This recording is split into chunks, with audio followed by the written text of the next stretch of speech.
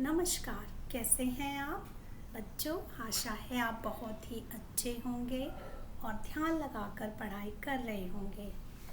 तो मैं सोनिया आज फिर उपस्थित हूँ आप सबके समक्ष पाठ 6 लेकर, जो कि आपकी नई पाठ्य पुस्तक मल्हार से है और कक्षा छठी एनसीईआरटी का ये पाठ है, मेरी माँ।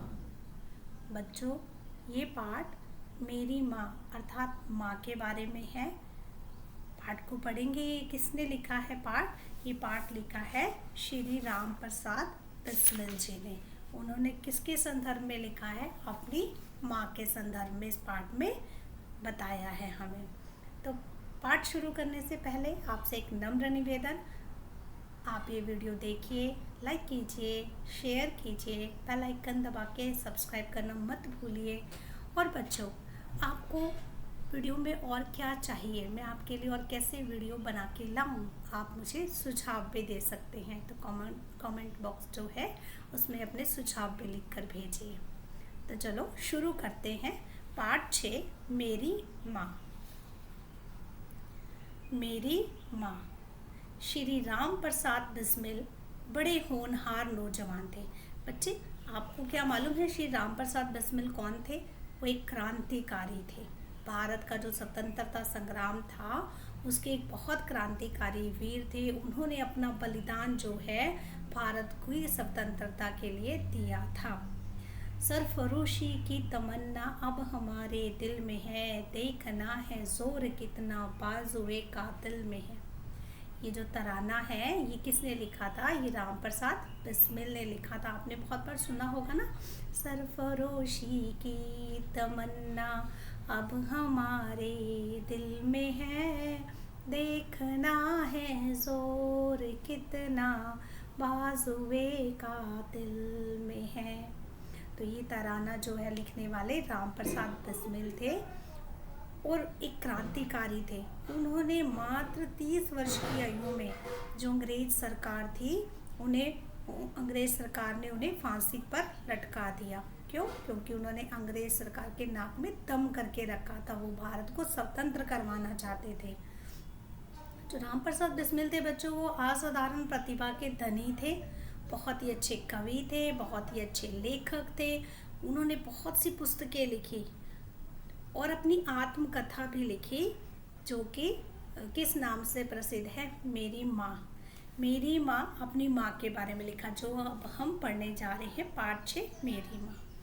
तो श्री राम प्रसाद बिस्मिल बड़े होनहार नौजवान थे, गजब के शायर थे। शायर जो शायरी पढ़ते हैं, जो शायरी करते हैं, जो शायरी लिखते हैं। तो राम प्रसाद बिस्मिल के बारे में आपने देखा कि वो एक बहुत ही होनहार नौजवान थे और गजब के शायर थे, बहुत अच्छे शायर थे, देखने में भी बहुत सुंदर थे, योग्य बहुत थे।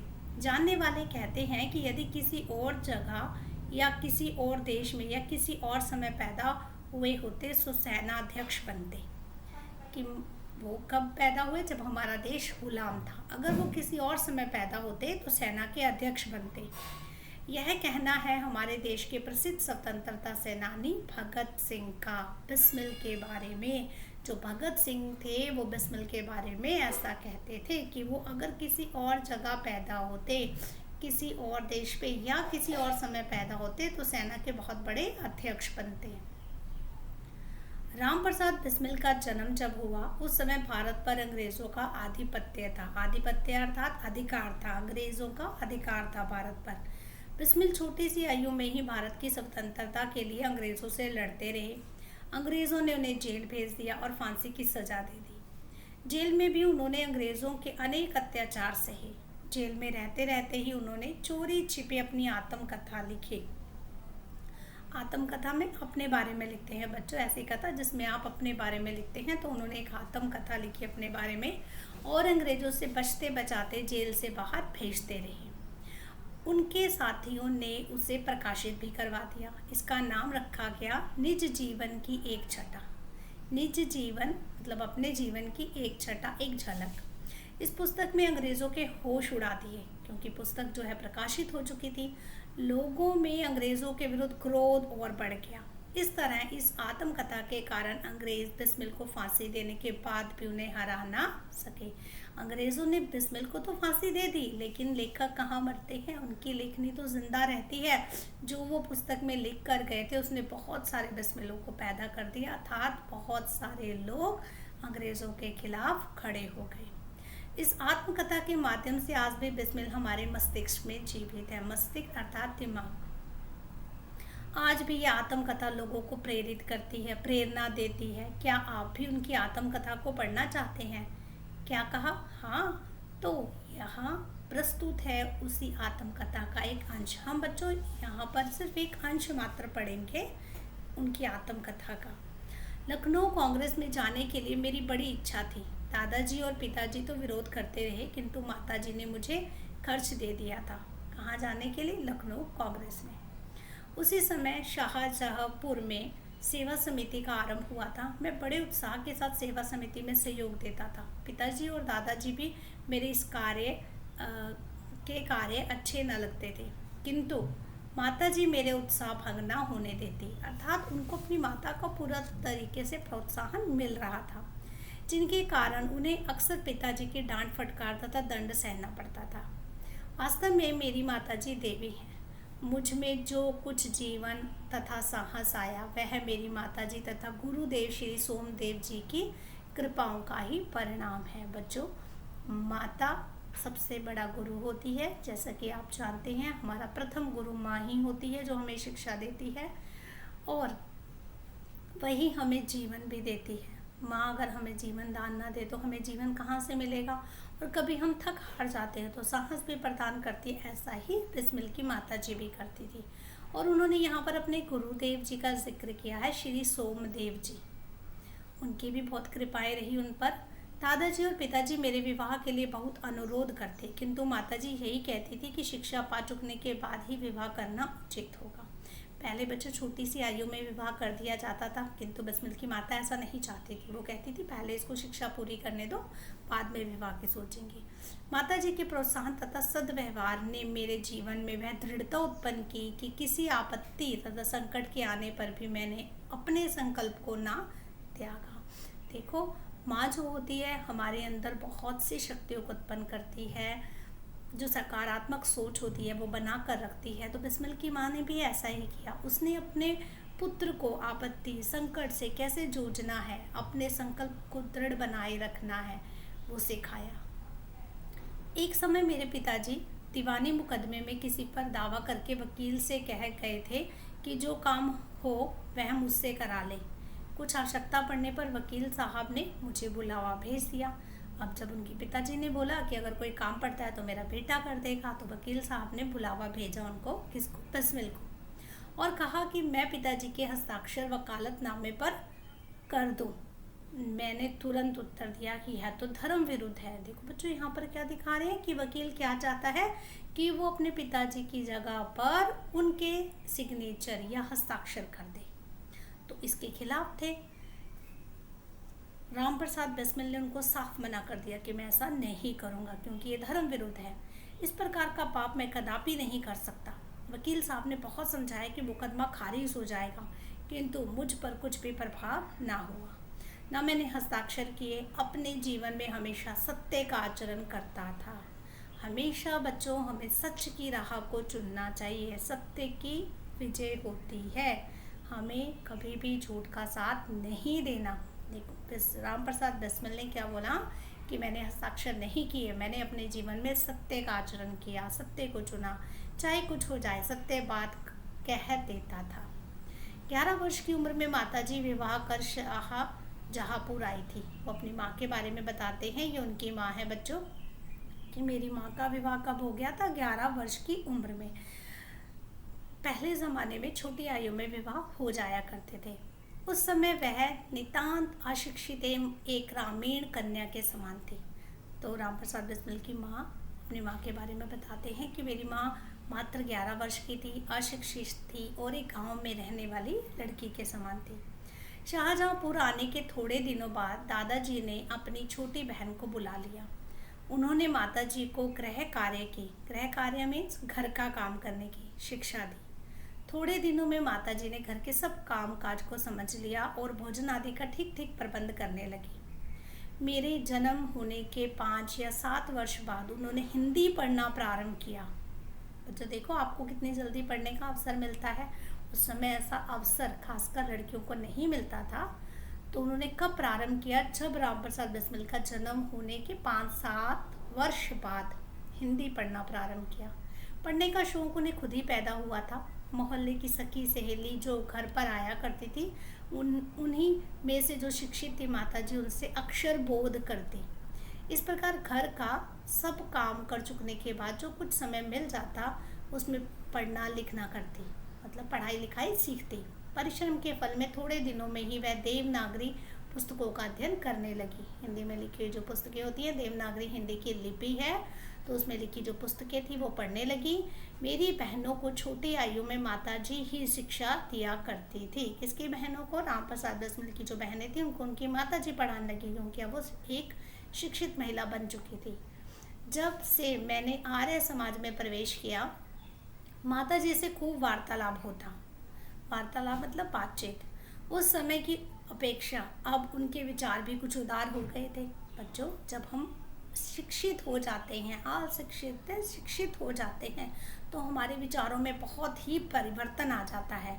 यदि मुझे ऐसी माता ना मिलती तो मैं भी अति साधारण मनुष्य की भांति संसार चक्र में फंसकर जीवन निर्वाह करता। माँ एक शब्द मात्र नहीं है बच्चों। माँ बच्चों को बनाती है, संवारती है और उन्हें निखारती है। जो कि बिस्मिल ने लिखा कि अगर मेरी माँ मुझे इस तरीके से नहीं समझती, मुझे नहीं पालती, तो मैं भी एक साधारण मनुष्य की तरह जीवन जीता और मर जाता।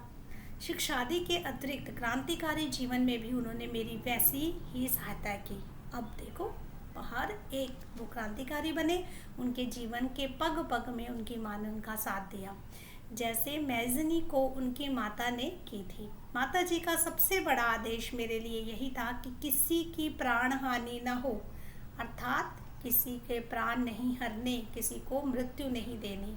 उनका कहना था कि अपने शत्रु को भी कभी प्राण दंड न देना, दंड देना लेकिन प्राण दंड मत देना, मृत्यु मत देना। उनके इस आदेश की पूर्ति करने के लिए मुझे मजबूरन 2-1 बार अपनी प्रतिज्ञा भंग करनी पड़ी कि उन्होंने किसी को प्राण दंड नहीं दिया। जन्मदात्री जननी, जन्मदात्री का अर्थ है जन्म देने वाली, जननी माता। इस जीवन में तो तुम्हारा ऋण उतारने का प्रयत्न करने का भी अवसर न मिला। हम सबका ऋण उतार सकते हैं, लेकिन जो हमें जन्म देने वाली माता होती है, जो बच्चों हमारी जननी होती है, माँ होती है, उसका ऋण हम कभी नहीं उतार सकते। ऋण मतलब उधार। क्यों? क्योंकि उसने हमें इस दुनिया में लाया है, हमें अच्छा इंसान बनाया है। इस जन्म में तो क्या, यदि मैं अनेक जन्मों में भी सारे जीवन प्रयत्न करूं तो भी तुमसे वो ऋण नहीं हो सकता, अर्थात तुम्हारे ऋण से मुक्त नहीं हो पाऊंगा। जिस प्रेम और दृढ़ता के साथ तुमने इस तुच्छ जीवन का सुधार किया है वह अवर्णनीय है। राम प्रसाद बिस्मिल कहते हैं कि मेरा जीवन तो बहुत तुच्छ था, छोटा सा था, तुमने अपने प्यार से इसे सुधारा और इसे अच्छा बनाया, मेरे जीवन को अवर्णनीय, जिसका वर्णन ना किया जा सके, ऐसा जीवन मुझे दिया। मुझे जीवन की प्रत्येक घटना का संस्मरण है कि तुमने जिस तरह अपनी देववाणी का उपदेश करके मेरा सुधार किया। बोलते हैं कि माँ मुझे अपने जीवन का स्मरण मतलब याद, मुझे हर चीज़ याद है कि तुमने किस तरीके से देववाणी अर्थात देवताओं की वाणी, भगवान की वाणी, ऐसा उपदेश करके मेरा सुधार किया, मुझे सुधारा। तुम्हारी दया से ही मैं देश सेवा में संलग्न हो सका। किसने प्रेरित किया उनको देश सेवा में संलग्न होने के लिए, भाग लेने के लिए? उनकी माँ ने। धार्मिक जीवन में भी तुम्हारे ही प्रोत्साहन ने सहायता दी है। जो कुछ शिक्षा मैंने ग्रहण की उसका भी श्रेय तुम्ही को है। राम प्रसाद बिस्मिल कहते हैं, अगर मैं आज शिक्षित हूँ तो किसकी वजह से हूँ? माँ तुम्हारी वजह से हूँ। जिस मनोहर रूप से तुम मुझे उपदेश करती थी उसका संस्मरण कर तुम्हारी मंगलमय मूर्ति का ध्यान आ जाता है। जो राम प्रसाद बिस्मिल, मैंने पहले ही बताया कि उन्होंने जेल में रहकर ये आत्मकथा लिखी है। तो वो बोलते हैं, माँ जैसे ही मैं तुम्हारे उपदेश, जो तुमने मुझे चीज़ें सिखाई हैं, वो याद करता हूँ तो तुम्हारी सुंदर सी मंगलमय मूर्ति मुझे नज़र आती है और मस्तक झुक जाता है और मेरा सिर तुम्हारे सामने झुक जाता है। तुम्हें यदि मुझे ताड़ना भी देनी हुई तो बड़े स्नेह से हर बात को समझा दिया करती थी कि माँ अगर तुम मुझे ताड़ना मतलब गुस्सा, कोई कभी डांटना भी पड़ता था तो बहुत स्नेह, स्नेह अर्थात प्यार, प्यार से मुझे समझाती थी। यदि मैंने धृष्टतापूर्ण उत्तर दिया, मतलब धृष्टतापूर्ण मतलब गलत उत्तर दिया, पलट कर जवाब दिया, तब तुमने प्रेम भरे शब्दों से यही कहा कि तुम्हें जो अच्छा लगे वह करो, किंतु ऐसा करना ठीक नहीं, इसका परिणाम अच्छा ना होगा। कितने अच्छे से उनकी माता उन्हें समझाती थी। जीवन दात्री अर्थात जीवन देने वाली, तुमने इस शरीर को जन्म देकर केवल पालन पोषण ही नहीं किया बल्कि आत्मिक, धार्मिक तथा सामाजिक उन्नति में तुम ही मेरी सदैव सहायक रही। जन्म जन्मांतर परमात्मा ऐसे ही माता थे। अब बिस्मिल कहते हैं कि तुमने खाली मुझे जीवन ही नहीं दिया, पालन पोषण ही नहीं किया, तुमने मुझे आत्मा से शुद्ध बनाया, धार्मिक चीज़ें सिखाई, सामाजिक उन्नति करनी सिखाई और सदैव मेरी एक सहायक मतलब सहायता करती रही। जन्म जन्मांतर हर जन्म में परमात्मा ऐसे ही माँ मुझे दे, वो ऐसी कामना प्रभु से करते हैं। महान से महान संकट में भी तुमने मुझे अधीर नहीं होने दिया, बेचैन नहीं होने दिया। अधीर का अर्थ है बेचैन होना। सदैव अपनी प्रेम भरी वाणी को सुनाते हुए मुझे सांत्वना देती रही। तुम्हारी दया की छाया में मैंने अपने जीवन भर में कोई कष्ट अनुभव ना किया। अपनी माँ का धन्यवाद देते हुए कहते हैं कि तुमने जो मुझ पे प्रेम लुटाया है उससे मुझे अपने जीवन भर में कभी कोई कष्ट अनुभव नहीं हुआ। इस संसार में मेरी किसी भी भोग विलास तथा ऐश्वर्य की इच्छा नहीं, केवल एक इच्छा है। भोग विलास होता है बच्चों, जैसे हमें कुछ चाहिए होता है, अपनी सुख सुविधा का सामान चाहिए होता है, तो बोलते मेरी ऐसी कोई इच्छा नहीं, केवल एक इच्छा है, वह है कि एक बार श्रद्धापूर्वक तुम्हारे चरणों की सेवा करके अपने जीवन को सफल बना सकूं। तो बोलते हैं कि माता मेरी बस एक ही इच्छा है, मैं अपने जीवन को सफल कैसे बना सकूं, तुम्हारे चरणों को सेवा कर सकूं। किंतु यह इच्छा पूर्ण होती नहीं दिखाई देती। क्यों नहीं होती? क्योंकि वो तो जेल में बैठे हैं। तुम्हें मेरी मृत्यु की दुख भरी खबर सुनाई जाएगी और कुछ दिनों बाद उनको फांसी हो जाएगी। तो अपनी माँ के लिए लिखते हैं कि तुम्हें तो खाली मेरी मृत्यु की दुख भरी खबर मिलेगी। माँ मुझे विश्वास है कि तुम यह समझकर धैर्य धारण करोगी कि तुम्हारा पुत्र माताओं की माता या भारत माता की सेवा में अपने जीवन को बलि देवी की भेंट कर गया। कि माता तुमको धैर्य होगा मेरी मृत्यु के बाद भी। क्यों? क्योंकि तुम ऐसा सोचोगे कि भारत माता के लिए मैंने अपने जीवन को बलिदान कर दिया और उससे तुम्हारी कोख कलंकित ना होगी। क्यों? क्योंकि उसकी माँ चाहती थी कि वो भारत माता की सेवा करे। अपनी प्रतिज्ञा पर दृढ़ रहा और मैंने अपनी कसम पूरी की। प्रतिज्ञा अर्थात कसम। जब स्वाधीन भारत का इतिहास लिखा जाएगा अर्थात स्वतंत्र भारत का इतिहास लिखा जाएगा तो उसके किसी पृष्ठ पर उज्जवल अक्षरों में तुम्हारा भी नाम लिखा जाएगा। तो बोलते कि हे माता जब कभी भी स्वतंत्र भारत का इतिहास लिखा जाएगा तो उस समय उज्जवल अक्षरों में तुम्हारा नाम भी लिखा जाएगा। गुरु गोविंद सिंह जी की धर्म पत्नी ने जब अपने पुत्रों की मृत्यु की खबर सुनी तो बहुत प्रसन्न हुई थी। गुरु गोविंद सिंह जो हैं वो सिखों के गुरु हैं। जब उनकी धर्म पत्नी ने अपने पुत्रों की मृत्यु की खबर सुनी तो वो प्रसन्न हुई थी, जबकि दूसरी माताएं दुखी हो जाती हैं। तो क्यों प्रसन्न हुई थी? और गुरु के नाम पर धर्म रक्षार्थ अपने पुत्रों के बलिदान पर मिठाई बांटी थी। कि उन्होंने बोला, क्यों खुश हुई? बोला गुरु के नाम पर धर्म की रक्षा के लिए मेरे पुत्रों ने बलिदान दिया है, मैं दुखी नहीं होंगी। उन्होंने प्रसन्नता से मिठाई बांटी थी।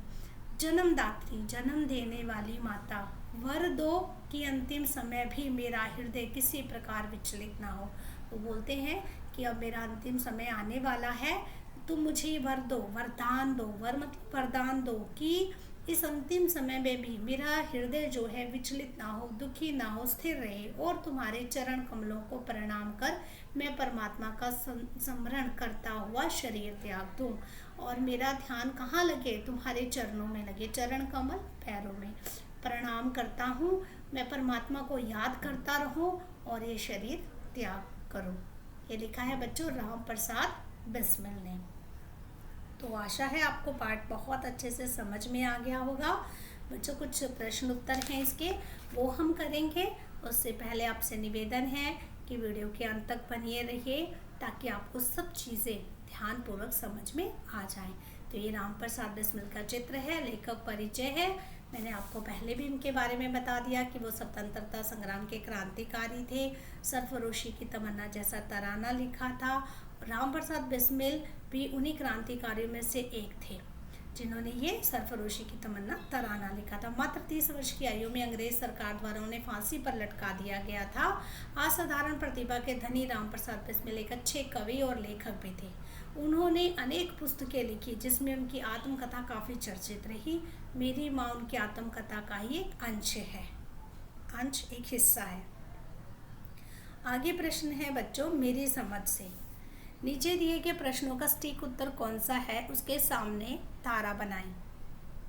पहला, किंतु यह इच्छा पूर्ण होती नहीं दिखाई देती। बिस्मिल को अपनी किस इच्छा के पूर्ण ना होने की आशंका थी? तो उत्तर है बच्चों अपनी माँ की जीवन पर्यंत सेवा करने की। दूसरा प्रश्न है राम प्रसाद बिस्मिल की माँ का सबसे बड़ा आदेश क्या था? उत्तर है कभी किसी के प्राण ना लेना। अब अपने मित्रों के साथ तर्कपूर्ण चर्चा कीजिए कि आपने यह उत्तर क्यों चुना। तो देखो बच्चों, पहला उत्तर आपने क्यों चुना ऐसा कि किंतु यह इच्छा पूर्ण होती नहीं दिखाई देती। बिस्मिल को अपनी किस इच्छा के पूर्ण ना होने की आशंका थी? आपने उत्तर क्यों चुना? तो आप लिखेंगे हमने यह उत्तर इसलिए चुना क्योंकि उस समय बिस्मिल जी अंग्रेज़ों की जेल में बंद थे और उन्हें फांसी की सज़ा का हुक्म हो चुका था। दूसरा है राम प्रसाद बिस्मिल की माँ का सबसे बड़ा आदेश क्या था? कभी किसी के प्राण ना लेना। तो हमने उत्तर ये चुना कि मैंने उत्तर इसलिए चुना क्योंकि उन्होंने अपनी माँ के आदेश को माना। उनकी माँ ने जो उनको सिखाया था कि प्राण नहीं लेने चाहिए, जब हम किसी को प्राण दान नहीं दे सकते तो हम किसी के प्राण नहीं लेंगे। तो राम प्रसाद बिस्मिल अपनी माँ की सभी आज्ञाओं का पालन करते थे। आगे है बच्चों पंक्तियों पर चर्चा। पाठ में से चुनकर कुछ पंक्तियां नीचे दी गई, इन्हें पढ़कर समझिए और इन पर विचार कीजिए। आपको इनका क्या अर्थ समझ में आया? कक्षा में विचार साझा कीजिए, मतलब सबके साथ बांटिए। पहला है यदि मुझे ऐसी माता न मिलती तो मैं भी अति साधारण मनुष्य की भांति संसार चक्र में फंसकर जीवन निर्वाह करता। इसका क्या अर्थ हुआ? इसका अर्थ क्या है? इसका अर्थ यह है कि बिस्मिल की माँ के प्रति अटूट श्रद्धा थी। जीवन की प्रेरणा उनको माँ से प्राप्त हुई थी। देश की स्वतंत्रता के लिए खुद को समर्पित किया था उन्होंने। माँ के कहने पर समय समय पर माँ ने उन्हें प्रोत्साहित किया था। इसीलिए उनके इस आदेश की पूर्ति करने के लिए मुझे मजबूरन एक बार अपनी प्रतिज्ञा भंग करनी पड़ी। क्या प्रतिज्ञा थी? इसका अर्थ यह है कि कभी किसी को प्राण हानि ना हो, शत्रु को भी प्राण दंड ना मिले। इसका अर्थ क्या है? उन्होंने यह प्रतिज्ञा भंग करनी पड़ी, कभी किसी को प्राण हानि नहीं दी, ना ही हानि पहुंचाई, शत्रु को भी प्राण दंड ना मिले। मिलकर करें मिलान। तो बच्चों यहाँ पर हमें कुछ शब्द दिए गए हैं और अर्थ दिए गए। जैसे पहला है देवनागरी, तो अर्थ है भारत की एक भाषा लिपि जिसमें हिंदी, संस्कृत, मराठी आदि भाषाएं लिखी जाती हैं। तो इसकी लिपि जो होती है देवनागरिक होती है। आर्य समाज महर्षि दयानंद द्वारा स्थापित एक संस्था है जिसे हम आर्य समाज कहते हैं। मैजिनी क्या है? इटली के गुप्त राष्ट्रवादी दल का सेनापति, इटली का मसीहा था जिसमें लोगों को एक सूत्र में बांधा था। गोबिंद सिंह सिखों के 10वें और अंतिम गुरु थे। उन्होंने खालसा पंथ की स्थापना की थी। अगला प्रश्न है बच्चों सोच विचार के लिए। पाठ को एक बार फिर से पढ़िए और दिए गए प्रश्नों के बारे में पता लगाकर लेखन पुस्तिका में लिखिए। तो पहला है बिस्मिल की माता जी जब विवाह कर आई तो उनकी आयु कम थी। पहला है फिर भी उन्होंने स्वयं को अपने परिवार के अनुकूल कैसे ढाला? अपने लगन से उन्होंने गृह कार्य सीखा और परिवार का कार्य सरलता से करने लगी। खा है उन्होंने अपनी इच्छा शक्ति के बल पर स्वयं को कैसे शिक्षित किया? उनकी इच्छा शक्ति जो थी वो बहुत प्रबल थी, वह बहुत परिश्रमी थी। वह गृह कार्य के अलावा पढ़ाई लिखाई करती थी और स्वयं को शिक्षित किया। दूसरा है प्रश्न बच्चों बिस्मिल की साहसी बनाने में उनकी माता ने कैसे सहयोग दिया? बच्चों इसमें आप ये वाला उत्तर लिख सकते हैं कि बिस्मिल की माँ के प्रति अटूट श्रद्धा थी। जीवन की प्रेरणा माँ से ही उन्हें प्राप्त हुई थी। तीसरा लिख सकते हैं देश की स्वतंत्रता के लिए खुद को समर्पित करने का साहस दिया था उनकी माँ ने। समय समय पर माँ ने उन्हें कार्य करने के लिए प्रोत्साहित किया। तो ये उत्तर आप लिख सकते हैं प्रश्न 2 का। तीसरा प्रश्न है आज से कई दशक पहले बिस्मिल की माँ शिक्षा के महत्व को समझती थी, बताएं कैसे। तो आप लिख सकते हैं कि बिस्मिल की माँ गृह कार्य करने के अलावा पढ़ाई लिखाई करती थी, वो बहुत परिश्रमी थी। चौथा प्रश्न है हम कैसे कह सकते हैं कि बिस्मिल की माँ स्वतंत्र व उदार विचारों की थी। बिस्मिल की माँ स्वतंत्र और उदार विचारों की थी। उन्होंने बिस्मिल की बहनों को भी माँ ने शिक्षित किया। वह स्वतंत्रता संग्राम की क्रांतिकारी गतिविधियों में भाग ले सके, वह अपने पुत्र को प्रोत्साहित करती थी, इसीलिए वह स्वतंत्र और उदार विचारों की महिला थी। आगे है बच्चों आत्मकथा की रचना। यह पाठ रामप्रसाद बिस्मिल की आत्मकथा का एक अंश है। आत्मकथा यानी अपनी कथा, जो हम अपने बारे में कथा लिखते हैं उसे बच्चों हम आत्मकथा कहते हैं। दुनिया में अनेक लोग अपनी आत्मकथा लिखते हैं, कभी अपने लिए कभी दूसरों के लिए। तो इस पाठ को एक बार फिर से पढ़िए, अपने अपने समूह में मिलकर इस पाठ को ऐसी पंक्तियों में सूची बनाइए जिससे पता लगे कि लेखक अपने बारे में कह रहा है। तो ये बच्चों आप कक्षा में खुद बैठकर सूची बना सकते हैं। अपने समूह की सूची को कक्षा में सबके साथ साझा कीजिए। आगे बढ़ते हैं बच्चों। शब्द प्रयोग तरह तरह के। माता जी अपने अक्षर बोध करती। इस वाक्य में अक्षर बोध का अर्थ है अक्षर का बोध यानी कि ज्ञान करना, अक्षर का ज्ञान करना। एक अन्य वाक्य देखिए, जो कुछ समय मिल जाता उसमें पढ़ना लिखना करती। इसमें वाक्य में पढ़ना लिखना मतलब पढ़ना और लिखना। हम लेखन में शब्दों को मिलाकर छोटा बना लेते हैं जब हम कुछ लिखते हैं, जिससे समय, स्याही, कागज आदि की बचत होती है। संक्षिप्तीकरण मानव का स्वभाव है, मतलब किसी को संक्षिप्त करके लिखना। इस पाठ में ऐसे शब्द खोजकर सूची बनाई है। तो बच्चों कुछ शब्द मैंने खोजे हैं, जैसे डांट फटकार, कामकाज, पालन पोषण, अंदर बाहर, उठना बैठना। तो आपको अगर अन्य मिलते हैं तो आप वो भी लिख सकते हैं। ये रामप्रसाद बिस्मिल के मित्रों के नाम खोजिए और सप्ताह, ये बच्चों आप खुद कर सकते हैं। इसका उत्तर ढूंढिए और ये आप खुद इनका उत्तर लिख सकते हैं। आगे है बच्चों आज की पहेली। यहाँ दी गई वर्ग पहेली में के पाठ में 12 विशेषण दिए गए, उन्हें छांटकर पाठ में रेखांकित कीजिए। तो मैंने यहाँ आपके सरलता के लिए इन पहेलियों को छांट दिया है। पहला बना है मंगल, हमें 12 विशेषण बनाने हैं। विशेषण बच्चों होता है जो संख्या और स्वरनाम शब्दों की विशेषता को बताते हैं, उसे विशेषण कहते हैं। तो ये कुछ शब्द हैं वो हमने छांटे। मंगल, मनोहर, प्रत्येक, धार्मिक, महान, स्वाधीन, यहाँ पे है दुख भरी, साधारण, 11, खूब, बड़ापन, छोटी। मैंने यहाँ पर सर्कल भी लगा दी हैं आपकी सुविधा के लिए और लिख भी दिए हैं। तो बच्चों आशा है आपको ये पाठ समझ में आ गया होगा और प्रश्न उत्तर भी आपने अच्छे से समझ लिए होंगे। अंत में आपसे यही निवेदन है कि इस वीडियो को लाइक कीजिए, सब्सक्राइब कीजिए, शेयर कीजिए और आपके लिए मैं कैसे कैसे वीडियो बना के लाऊं, अगर आपका कोई सुझाव है तो वो भी मुझसे साझा कीजिए। धन्यवाद। शुभ दिन।